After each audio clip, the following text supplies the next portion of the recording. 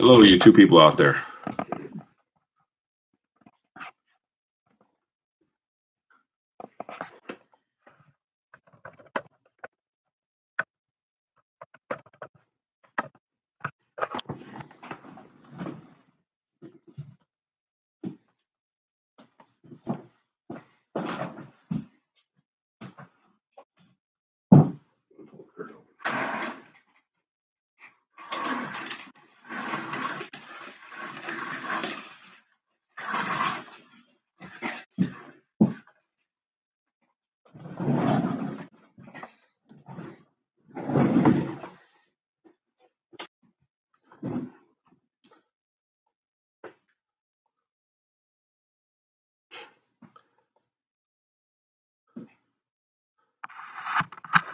Okay, there's three of you guys out there, but apparently nobody's asking anything. So I'm going to go to the questions that were on the chart, although none of them seem to be from actual reviews 11 or 9 through 11. They were more for chapter or unit 12 review. So real quick, first question is, what's the difference between the first and second Red Scare? The first Red Scare happens after World War I. If you remember, they kind of took government control away from the economy overnight, like literally overnight, canceled orders. Because of that, businesses didn't need as many workers. They laid off workers. Also, prices went up high. And because prices went up high, workers in the factories went on strike. And because there's so many strikes around the country, including the Boston police strike, that scared a lot of individuals. The second thing that happened was there was a series of unexplained bombings. And so the unexplained bombings around the country terrified people. They thought the communist revolution was spreading here to America. So A. Mitchell Palmer, that's a name you should definitely know. A. Mitchell Palmer went and rounded up, with the help of J. Edgar Hoover, went and rounded up suspected communists and anarchists. Actually sent 450 of them back on a boat on the Buford back to Russia, even though they weren't Russian. And all that kind of came crashing to an end when there's supposed to be this big uprising on May Day, and that uprising never happened. So that kind of fizzled out. That's the first Red Scare after World War I. Second Red Scare is not immediately after World War II, but pretty close. So it's Joseph McCarthy in the 1950s. So the context for this is, again, China goes communist. The Soviets get the bomb, and there has to be somebody to blame. So there must be help from inside the government, in particular the State Department. And so Senator McCarthy, who is he's a junior senator from Wisconsin, which means he's the younger guy, the less experienced guy. He makes a claim that he knows of, has on his piece of paper the names of 205 known communists on his piece of paper when he's giving the speech in Wheeling, West Virginia. And every time he gives a speech, the number kind of changes. And so everyone's afraid to question McCarthy, because obviously if you question him, then you might be communist. And so he's kind of goes on his reign of terror in terms of accusing people of being communists. And what finally brings down McCarthy is the Army McCarthy hearings. And so when he accuses the Army of housing communists, that's televised, and everyone kind of see what a bully is and how he really doesn't have any evidence to back up his claims. And so that kind of fizzles out. Okay, the second question, what was Brinksmanship? The effect on American society. Brinksmanship was the idea of that we are going to go to the brink. So this is kind of Eisenhower, that we are, when confronting the Soviets, we will do anything. We will potentially wage nuclear war. Okay, well, the effect on American society is one that kind of makes this kind of tightens up society. So, and you talk about the 1950s, the idea you should have is conformity. So everybody is conforming. You think about the Levittown houses, everything's cookie cutter, man in the gray flannel suit, everybody kind of dresses the same. You don't want to stand out, because if you stand out, you might be a communist. And so I think that's kind of the overall effect, that it has this conforming effect, and especially the 1950s. Now, of course, not everybody's conforming. You have the Beats, who during that time obviously is not conforming, and then you have the Civil Rights Movement. Okay, which often we don't think of as in contrast, but that was happening in the 1950s as well. Okay, how did the Cuban Missile Crisis end? Again, you guys have seemed to want to jump to chapter or the Unit 12. Cuban Missile Crisis ends. If you remember, we actually have we quarantine Cuba, don't allow more Russian missiles to be placed on Cuba. But at the end of the day, Kennedy talks to Khrushchev. They will um, remove missiles from Cuba and promises that the U.S. will not invade, as well as the U.S. removing missiles from Turkey. Okay. Excuse me. The goal of McCarthyism. Next question is the goal of McCarthyism.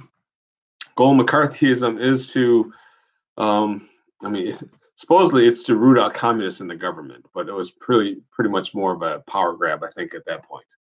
Again, and it's just the hysteria that goes around with trying to assign blame. So if you don't need evidence to actually prove your point, you can just make accusations, and everybody's afraid to question you because they might be communists. It's not a good situation. Okay. And of course, lives were destroyed under McCarthyism and the hunt for communists. You think about the HUAC hearings and the Hollywood 10. Okay. Ansh, I can. There, you literally are the first person to comment, Ansh. That's why. Okay. Who is Henry Kissinger? What did he do? Henry Kissinger was Richard Nixon's Secretary of State. I think claim to fame is he helped open up negotiations with China. Remember, the U.S. did not officially recognize China. We recognized Taiwan, and they're the ones that got the UN seat. Kissinger is the one that helped open that up. Kissinger is also known for not obviously, the Vietnamization process. Okay, so once Nixon wins, that they're going to turn over the war to South Vietnam. Okay, I keep on saying hello, but nobody answers. Now you guys are okay. No, you guys no. If you're on, that's fine. I meant the doc for people that couldn't join but had a question. Again, you guys are the people that are commenting there are kind of cheating because they're asking about Unit 12 questions. But that's the example. Okay, tell you what, Sindhu, let me finish up these last two questions and then we'll go on. Okay. So key points of the Persian Gulf War. Key points, one, it's a UN-led mission. Okay, so when Iraq invades Kuwait, they get a UN mandate to kick Iraq out of Kuwait. Okay, so it's not just the United States doing excuse me, it's not the United States and its allies doing it. It's the UN has mandated that. And that's what George Bush does. Gets Iraq out of Kuwait and he stops there. So a lot of people wanted him to topple Saddam Hussein, to just remove him from power since we're already there, but he doesn't. Okay, Eisenhower's new look foreign policy. Last question on the doc is that deals with Eisenhower. I believe his switch in foreign policy. So it is a movement away from conventional troops and fighting communism every single place, and a turn to the use of nuclear weapons, the massive retaliation. Okay. Okay, so so Sindhu's question: the spirit of Geneva period. It was an example of détente. I don't know. Détente's usually used with Kissinger, okay, and the relaxing of tension under Kissinger. The spirit of Geneva was under Eisenhower. So if you remember, who was really worried about the rhetoric between the U.S. and the Soviets, it was Europe, because Europe would get hit first if there's any kind of war. So they wanted Eisenhower to kind of open up talks with Khrushchev, and we did. So this is when Khrushchev came to the United States. Remember, he wanted to go to Disneyland, but they wouldn't let him. Nixon actually who's Eisenhower's vice president, goes to Moscow, gets involved in this kitchen debate with Khrushchev, and everything's going okay. And there's some talks of maybe some arms treaties. And then we get our U-2 spy plane shot down. So Francis Gary Powers, we've been spying on the Soviets. He gets shot down. He's supposed to commit suicide. He doesn't. And so they capture the plane. They capture him, drag him out on TV, and it's a big embarrassment. And that kind of ruins the any treaty talks. If you've seen the movie Bridge of Spies, that has the whole Francis Gary Powers being shot down bit in it.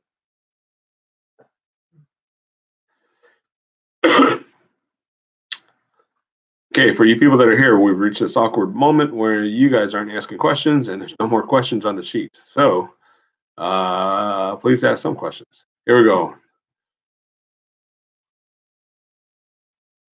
Alex, I would suggest you go to the AP exam calculator because it just changes. So I don't know if you can do it strictly. I think actually you can do it strictly from the multiple choice. Um, but I would go to the AP exam calculator. And frankly, again, it's not like you're going to skip the essay, so hopefully you don't get zeros on them.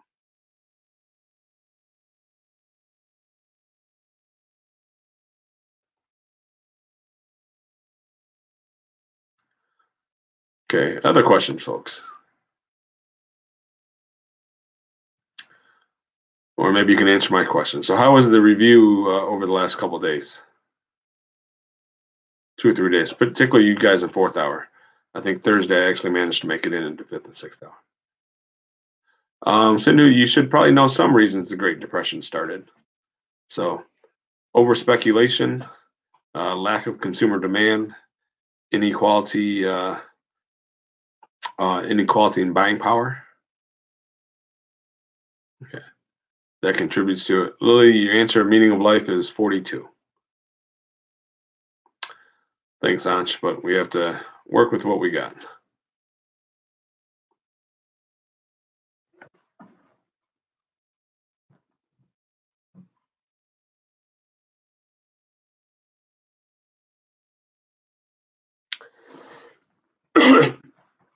Cynthia's question about the Braceros program.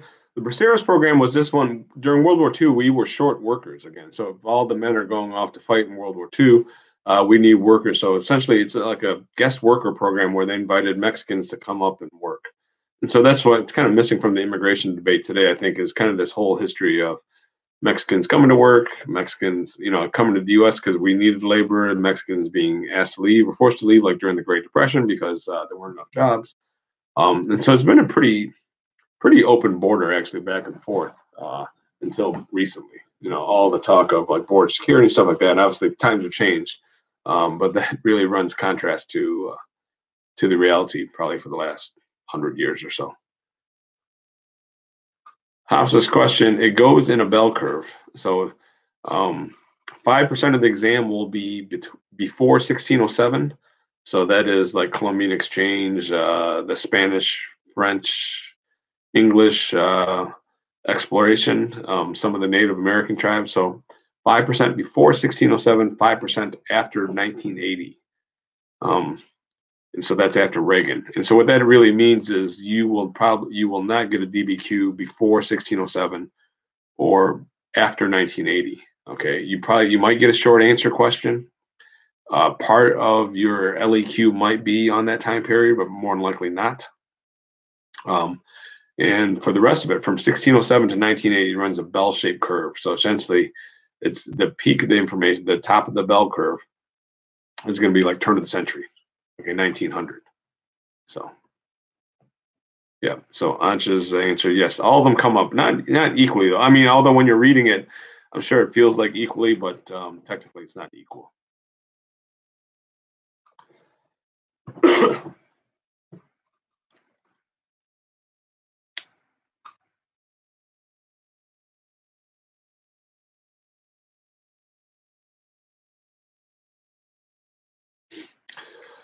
Social, political, economic. Those are the actually political, economic. I think foreign policy there's more of.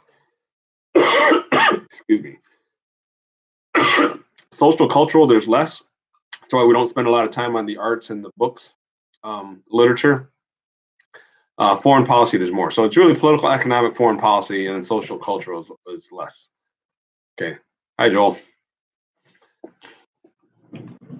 Okay.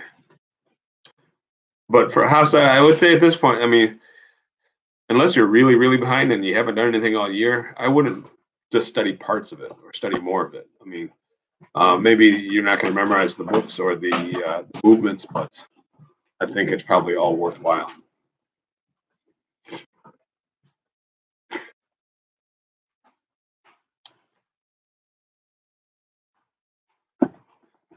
Okay, more questions, people.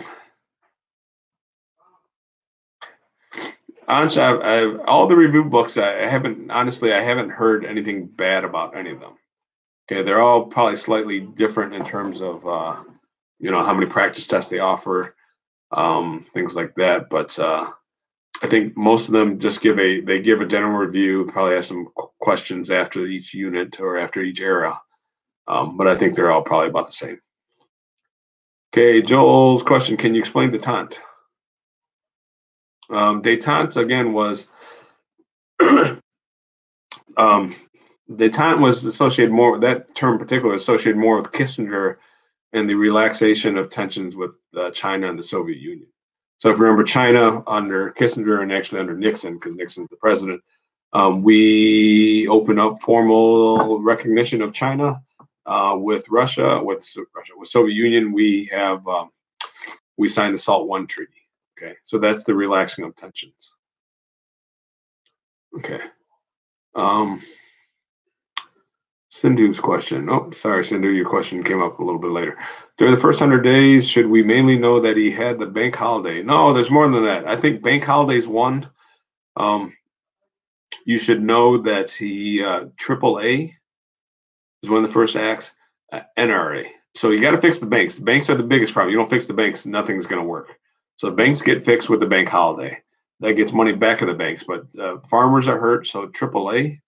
And the industries hurt. Right? I mean, those are the two major components of the economy, and so those are the two programs. Those in particular.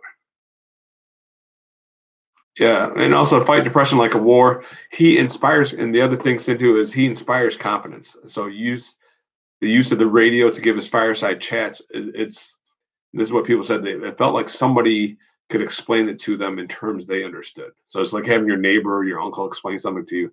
You just got it, and somebody who's working for you, somebody who was on your side. That's the big thing. He also had Brinkley didn't really stress this, but Roosevelt also had the brains trust. So the professors from universities, top universities around the country, were working on this problem. So he felt like we had our best and brightest working on this. Okay, that inspired confidence in people.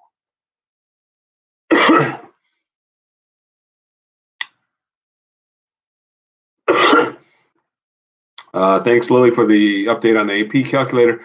Although I bet you Alex is asking for the other end. He wants to know how high can you get on your multiple choice with writing less than stellar essays. That's what I'm guessing. Oh, okay. Thank you for the suggestion. How's the history flashcards? Flashcards are okay. There's not everything that you need to know, but just as a reminder, I think that's how all flashcards work. On Quizlet, I have some, but I know other people have made them. So Quizlet has a lot of flashcards. Jonathan's question: what is Black Thursday? Black Thursday is the stock market crash. So it doesn't cause the Great Depression, but it certainly triggers it. Okay, so there's a panic, there's a loss of wealth by people. Actually, I think Black Thursday is the follow. I think it was Black Tuesday with the first one, then there's another one on Thursday.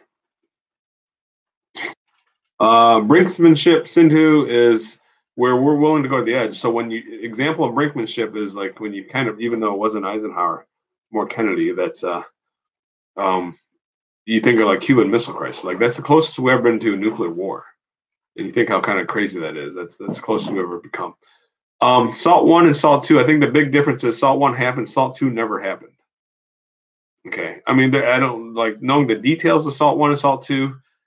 Unlikely you'll need to know it, or if they might give it to you as a document, but they're not going to ask you to know the difference between SALT 1 and SALT 2. Besides, SALT 1 actually happened. That's an example of relaxing the tensions between the U.S. and the Soviets. SALT 2 is SALT 2 never happened because remember, under Jimmy Carter, the Soviets invaded Afghanistan. So we put that on the back burner. Thank you for the answer, Lily. Oh, Megan's question: success and failure of the containment from 1945 to 1975. Why don't we do successes first? Successful containment of 45 to 75. Let's go Greece and Turkey. Probably first success. And then I'm doing this off the top of my head. Greece and Turkey first success. Egypt's not really. Maybe it's just those two. Let's see. Let's go failures from 1945 to 1975. Containment, we certainly failed in Hungary, failed in China, failed in Vietnam. Okay, and add one more to your success list as Korea. So let's try that again. Success of containment, Greece and Turkey, Korea. Failure of containment, Hungary, China, or actually let's go in order. Let's go China, Hungary, and then Vietnam.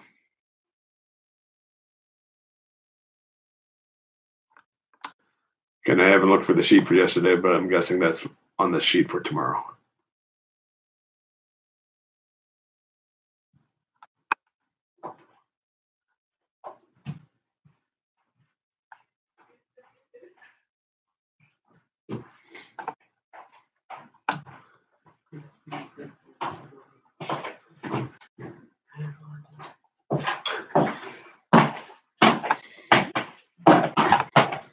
Okay, lull in the action here.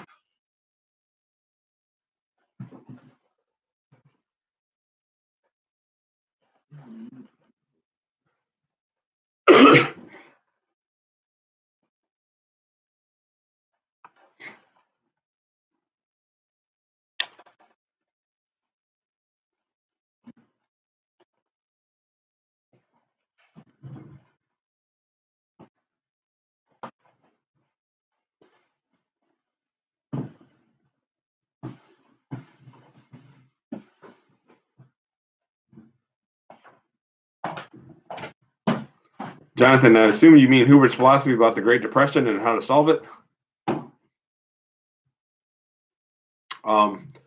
Hoover's philosophy, one, it's up to the individual. Let's try that again. It's up to private charities and states to deal with the depression. Okay, federal government has no role. Part of that is because the government gives you handouts. Federal government gives you handouts. It will erode the American spirit. It will make you lazy. You'll become dependent. That's the big fear. Okay, and I don't know where you guys stand, liberal or conservative. That's the kind of same arguments today we have about welfare and government help. So I think typically conservatives want less government under the idea that it should be up to you. So you succeed or fail on your own, and if you just come to depend on government handouts, then that's going to make you lazy. Others would say no. When you have a crisis, in this case the Great Depression, it requires the government to do more. So Hoover, personal initiative, private charities and states should deal with the problem. It's going to end soon, so part of it is psychological. So if we can just kind of convince ourselves the Great Depression wasn't around or was going to end soon, that would be better. As well as Hoover's last bit of his philosophy is that the government should have a balanced budget. Okay, so the government shouldn't spend money that it doesn't have. Just like a household, if you don't have money and you're in debt, you shouldn't spend more money. Okay, Jalen's question, Star Wars destroy the Soviet economy? I don't think it was just Star Wars. I think it was just U.S. spending on missiles overall. So I don't think you can peg it specifically to Star Wars, but certainly Star Wars is part of that military spending by the U.S. The Soviets try to keep up. And their economy is kind of broken anyways. And so they, some historians have made the analogy, it's like an apple rotting from within. It looks fine, but it's really falling apart. Okay, Jailer's question, the effects of the Iran-Contra scandal. If anything, I think probably the most prevalent thing, it kind of dented, or tarnished is probably a better term. It tarnished Reagan's legacy. And actually his popularity at that point. Again, so even though he didn't go to jail, it just made him look pretty bad. I don't think it was political in the sense that's where both sides stand, I think. So where you stand with that is kind of up to you. Yes, a push is political. Actually, Lily, everything is political. So politics and civics class, we define it as the debate about who gets what, where, why, and how. Oh, that's very sad, Hafsa. So you can have a perfect score in the multiple choice, but no points in writing and you get a 2.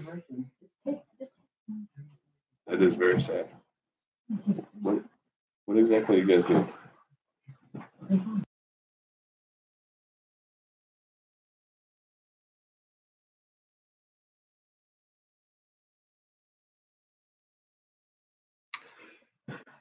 Well, Hassa, this really means you have just to write something. Hopefully, you guys can get more than a 0 on your thing. Okay, how about you guys try not to be weird? Sorry, that's even.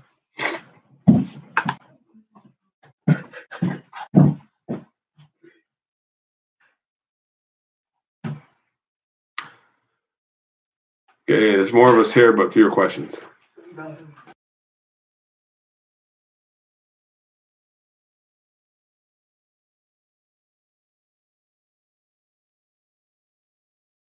Hassa, the practice essays, I assume you're talking about, as soon as possible so I can get it back to you.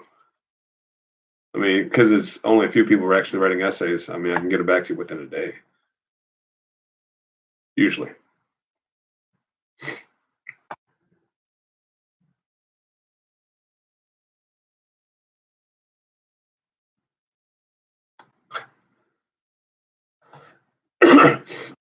Sindhu, I think the question you're referring to is probably Mexicans, Japanese, and African Americans during World War II. So Mexicans, two things. It's the Braceros Program, so the coming over for the guest workers, like I think you asked earlier. The other thing with Mexicans is during World War II is the Zoot riots. And so again, sorry, that's one of my favorite phrases.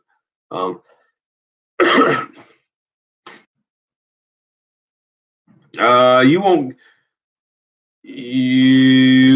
Sindhu, you're not going to probably get a before and after comparison. Maybe I think cause and effect. And this one, because you'd be comparing it to other groups. So Mexicans, again, the Braceros Program, they came up to work. We needed workers, so they invited them back up to work.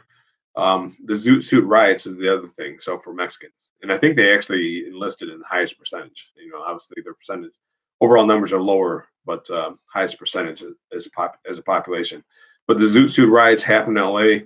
Again, everybody sacrificing for war. See these Mexican Americans wearing these fancy Zoot suits that require a lot of fabric and kind of showing off when everybody's sacrificing for the war. And some sailors that are on shore leave go to the Mexican part of town and start beating them up. And so that's a whole bad episode. So Braceros Program, Zoot riots, the Japanese Americans. It's the Japanese American internment. So they are considered a threat on the West Coast, a threat of espionage. And so FDR issues Executive Order 9066 that removes them from the West Coast. So they get 3 days to move. You get 2 suitcases, whatever you can carry. That's it. Relocated to the interior of the United States. Not a threat. In fact, the most decorated fighting force during World War II is the 100th Battalion, the Go for Broke Battalion. They'd fight in Europe. Most decorated group during World War II. After that, just this one, for going in the future, they actually issued, they being the government, the Congress issues an official apology in 1988. Paid $20,000 reparations, $10,000. I always get the numbers mixed up. $20,000 reparations for anyone that was still alive, and to compensate them. Of course, that's not anywhere near close to the property that many people lost, but it's a big deal because the government doesn't officially apologize for anything, and here they do. African Americans, it's a big deal. World War II, they see in the defense plans they're discriminated against. This is where A. Philip Randolph plans the March on Washington. Roosevelt talks him out of it by issuing Executive Order 8802 that bans discrimination in defense plants. And so they are able to make some progress there. Also, the Tuskegee Airmen fight for, they are a segregated fighting force because the military is still segregated at this time. They're the airline pilots that are trained at the Tuskegee Institute. So, and that becomes the African American experience in World War II kind of is the springboard for the civil rights movement that comes during the 1950s and 60s. I think I mentioned before in class the Double V campaign in terms of if you're fighting fascism and this idea of racial superiority in Europe, hard to come home and say that, we have racial superiority here. So Double V, victory abroad, victory at home for African Americans. Megan, we are going to work on DBQs this week. Okay, we're not going to actually write any. But we will just we'll have some documents and string together a thesis and stuff like that. Oh, okay, good. So we just need to get a perfect multiple choice score and threes on our essays. Doable. Bella's question: was Father Coughlin a critic from the right or the left? Yes, he originally supported the New Deal. Actually, a lot of people supported the New Deal. Even here, just to fast forward to the future for a second. Even Ronald Reagan. Ronald Reagan supported the New Deal when he was younger.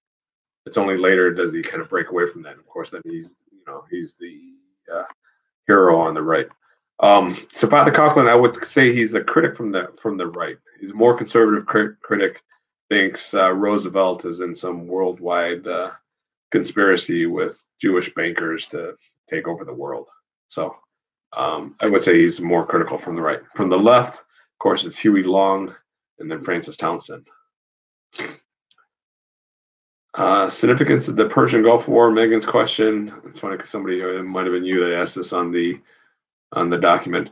The Persian Gulf War is, I think it's significant because it's kind of the new world order. So we have collective security around the world. And so again, this is a big deal because it's a UN mandate to get Saddam Hussein out of Kuwait. So it's not the United States, we go on our own. It's not that we just go on our own, that the UN actually officially approves it. And then we go in there and George Bush sticks to the mandate and we get Saddam Hussein in Iraq out of Kuwait and we stop there. A lot of people wanted us to topple him, but we didn't. Okay, Lily, don't be scared. The four freedoms. Bella's question about the four freedoms. The four freedoms are it's here's the problem with Roosevelt. So Roosevelt can kind of see that Hitler's a threat, and there's a real threat to international peace with Hitler, and actually Japan too, over the Pacific. The American public's still in an isolationist mood. Okay, so the storyline there is, for 20s we're isolationists. Even in the 1930s, we're isolationists. So you think about the Neutrality Acts. Neutrality Acts are designed to get us or to keep us from getting into war like we did in World War One. So no munitions trade. You have to cash and carry. You have to pay in cash. Well, that's what cash and carry means. You can't sell arms to belligerent. And so we're really afraid of getting into war. Roosevelt recognized this, but as a president, what can you do? Because if he asks to go to war, the American public's not going to support him. So the Four Freedom speech is one of those steps that he is kind of laying the groundwork with the American public that everybody should be entitled to these four freedoms. It's kind of setting up a case for then why we should get involved against Hitler. Yeah, thank you, Jonathan. I've been trying to get rid of this. Occasionally it's gone, but I think when I start talking more, it pops back up.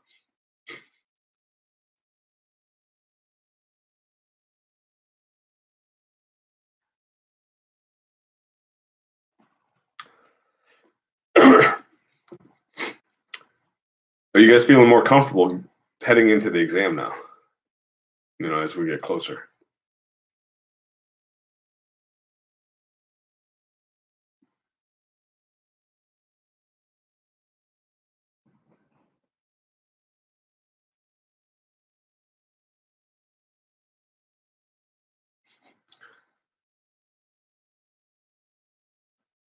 Okay, good. Yeah, I think we're on track, so that's the good thing.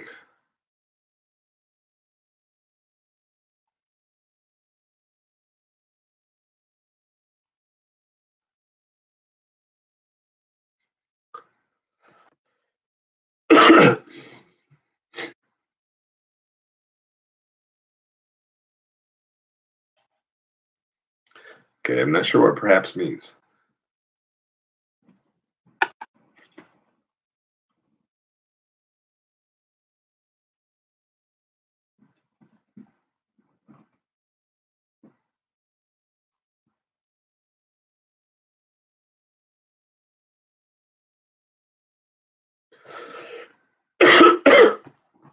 Okay, other question, people, come on.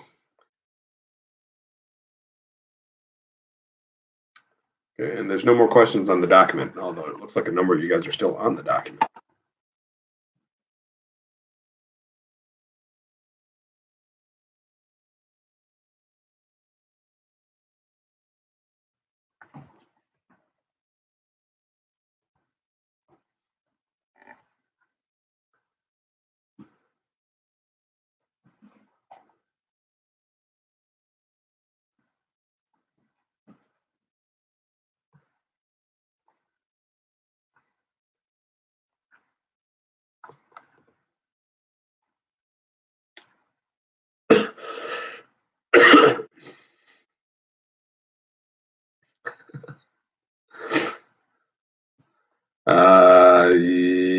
Lily.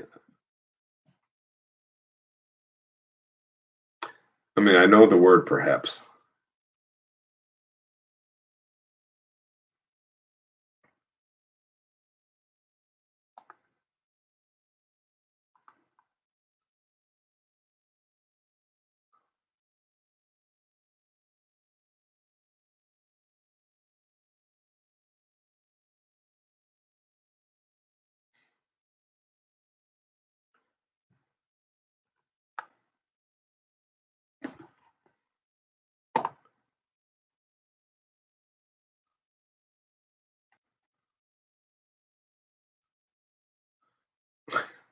Hostage question. The U.S. It was the U.S.'s embassy workers that were held hostage during the Iran hostage crisis. So they broke in. They being Iran broke into the U.S. embassy, held some embassy workers hostage for 444 days. It's part of the undoing, and not the only thing, but part of the undoing of Carter's presidency because it made him look weaker when he sent helicopters in to try to rescue the embassy workers. They crashed. They crashed in the desert sands during a sandstorm, so that made him look really bad.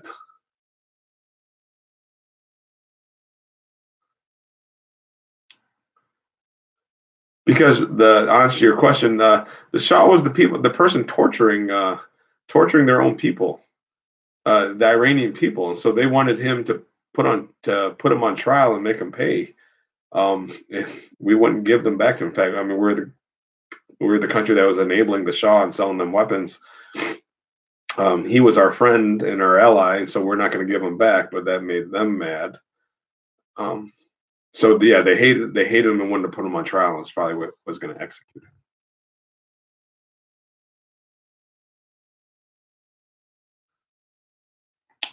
Well, I'm sure they would put him on trial anyways. Thank you, Lily. Yes, you just do.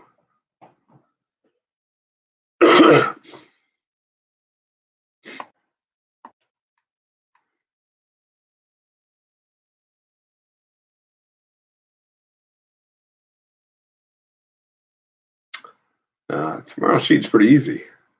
Just looking at it now. That's why everybody's asking about Daytona.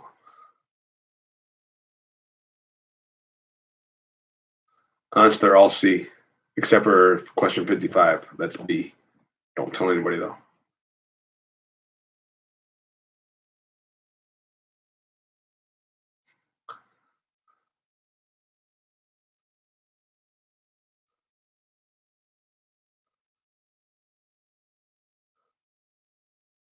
Yeah, should be easy to remember. They set it up that way purposely.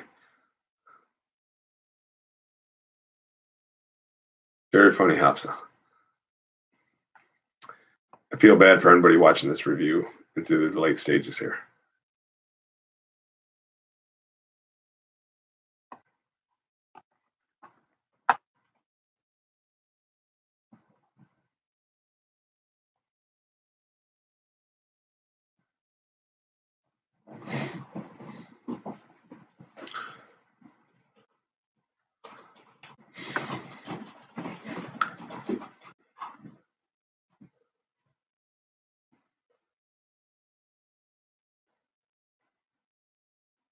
Yeah, that's how they mess with you, Lily. Um, a question for the whoever's in my class that's on the chat here. So, did you guys just not have questions from the review? That was sufficient. I'm curious, just for future. I know it's not quite the same watching on video, but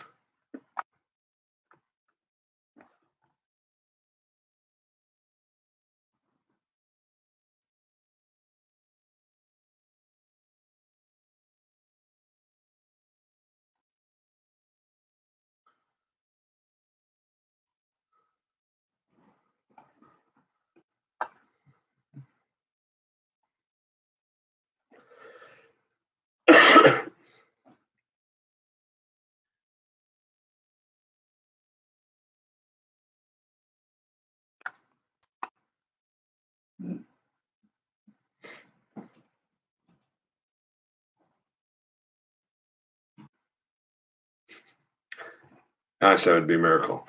Jonathan, the IWW is International Workers of the World. So they're a socialist party in the United States. Once more socialism. Again, this is a reaction to the excesses of the Gilded Age. And so, Gilded Age, there's a lot of rich folks exploiting workers.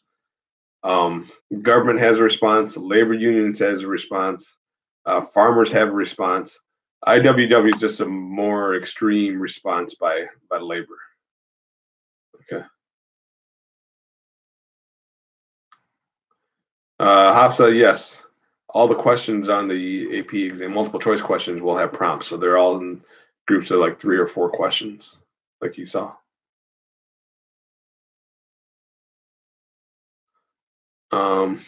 Catherine, Katie, I don't know if you mean like when they were fighting off communism. So like, did South Vietnam want us to help them fight off communism, or did South Korea?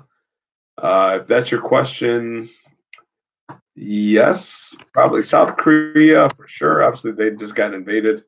South Vietnam, yeah, but they did what the U.S. wanted them to do. Um, so I guess yes. Other countries, I mean, I don't know. If you ask Latin American countries, probably no. You ask Iran, like, hey, did you want us to topple your democratically elected leader? They'd probably say no. But other places, probably yes.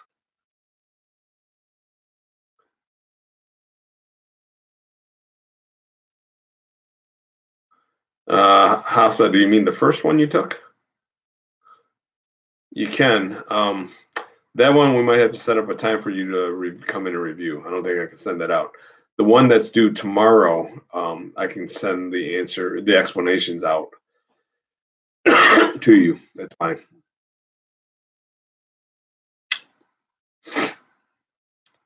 Okay, and I take it, Hafsa, you find that doing them with prompts is easier?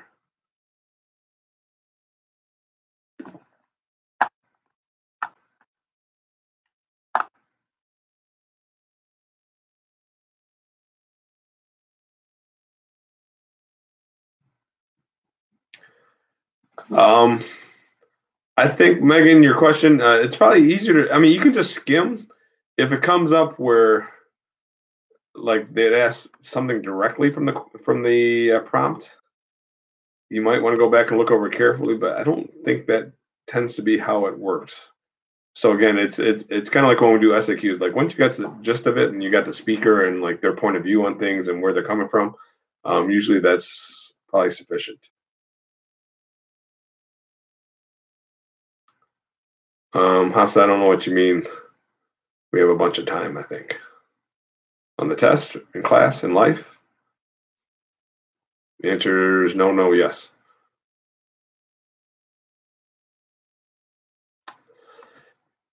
We don't have a bunch of time. So we're going to finish up the reviews this week. Um, we will actually transition to thematic review. So we'll go over African Americans, we'll go over women, we'll go over foreign policy, we'll go over the economy and politics, and that should be enough.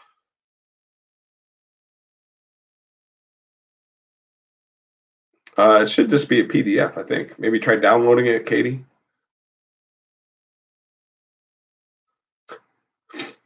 Well, it depends how you look at it. So, and it's obviously perspective. You ask some older person, like, oh yeah, you got lots of time.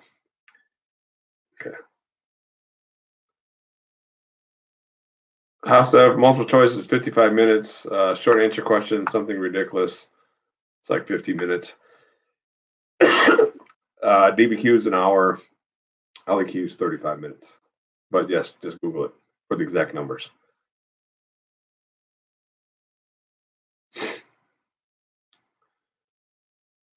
Lily, I think what you'll find out is that as time goes on, it feels like time is getting shorter. So part of it is the relative nature of it.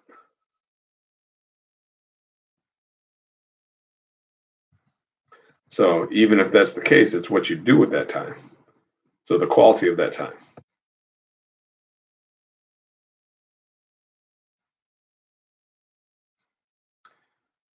So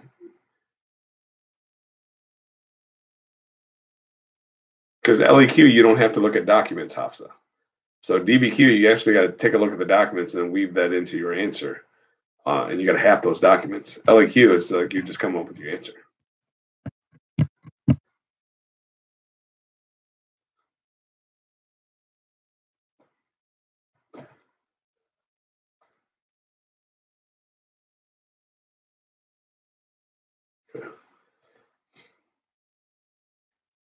But literally, even a fingertip is relative, right? So a fingertip to an ant can be crushing. Okay,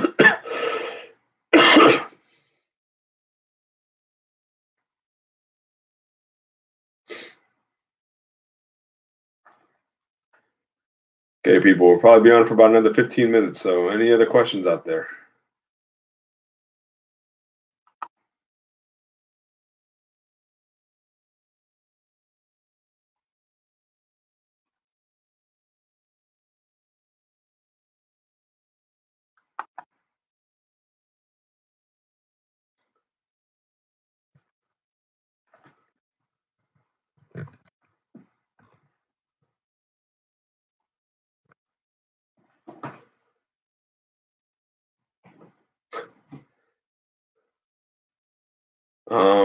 Hafsa, no, there's lots of different topics.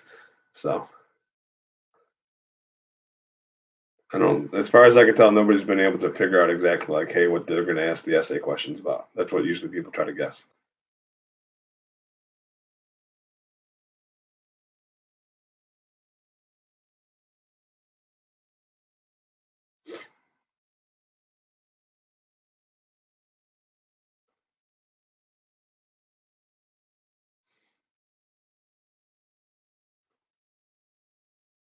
Well, Lily, you compare that to half an electron, then that's a lot of time.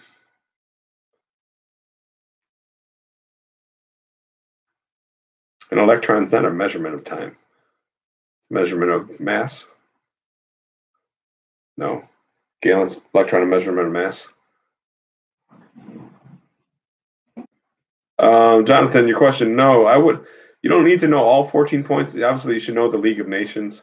You should know the league. The 14 points try to. It's Wilson's plan to maintain world peace. And so some of that's directed at what got us into World War One in the first place. No secret treaties. Freedom of the seas is probably the other one. Self-determination, and those are probably the three of the biggest reasons how Europe broke out into the Great War and how we got sucked up into the Great War. Okay, and the League of Nations is supposed to prevent that from happening in the future.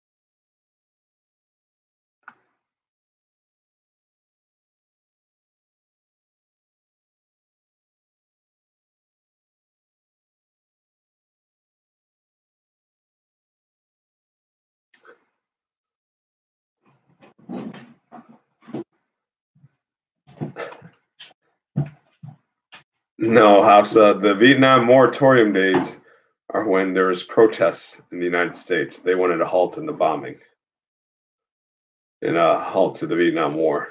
So it's a protest in the United States.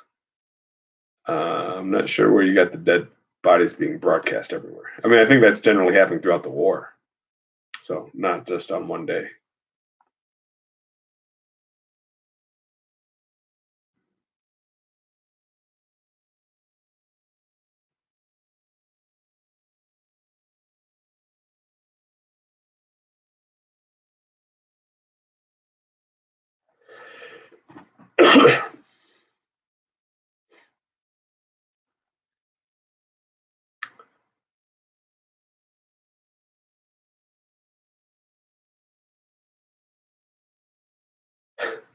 Megan, yes, that's D-Day. Jonathan's question: New nationalism versus new freedom. I think you're talking about. New nationalism is Roosevelt's Roosevelt's plan. So Teddy Roosevelt, 1912 election. Roosevelt's running against Wilson. Roosevelt's new nationalism, where he is going to control trust. This is his shtick. Remember, there's good trust versus bad trust. He's going to break up the bad trust, but keep a watch after the old trust, after the quote unquote good trust. Wilson promises new freedom. Okay, now you're making me double guess myself. New freedom, which he's going to break up all. He's going to restore competition. He's going to break up all trust. So,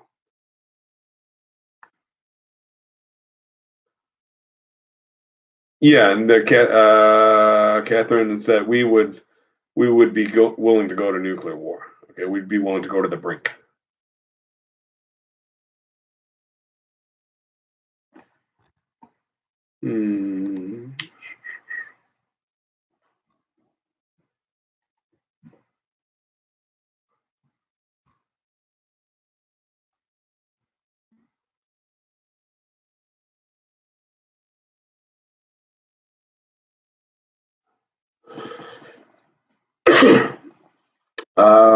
Point taken, Jonathan. Yeah, I'm pretty sure it's supposed to be new freedom.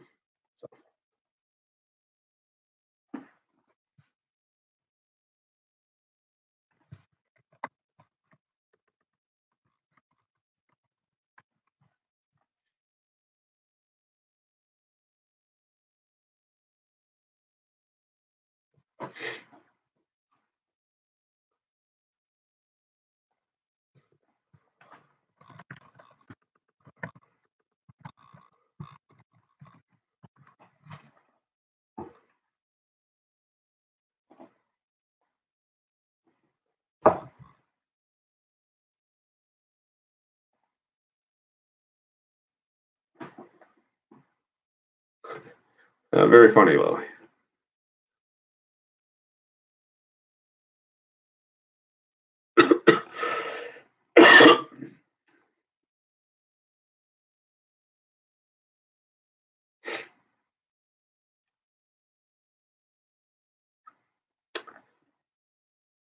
Okay, a few more minutes here if you guys have any more questions.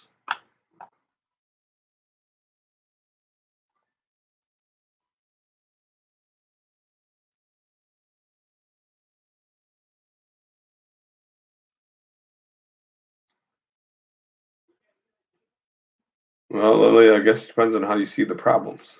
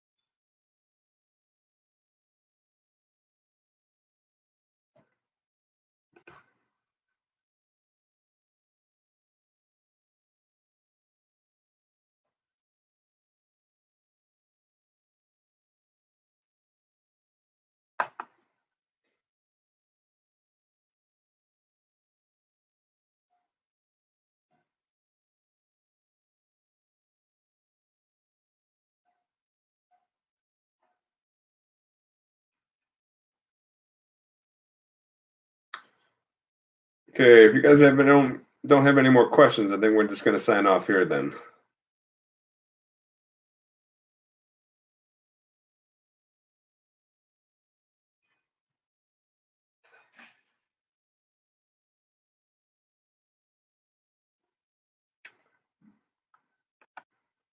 Okay, last minute. Okay, thanks everyone. Probably see you guys in class tomorrow. Okay, have a good night.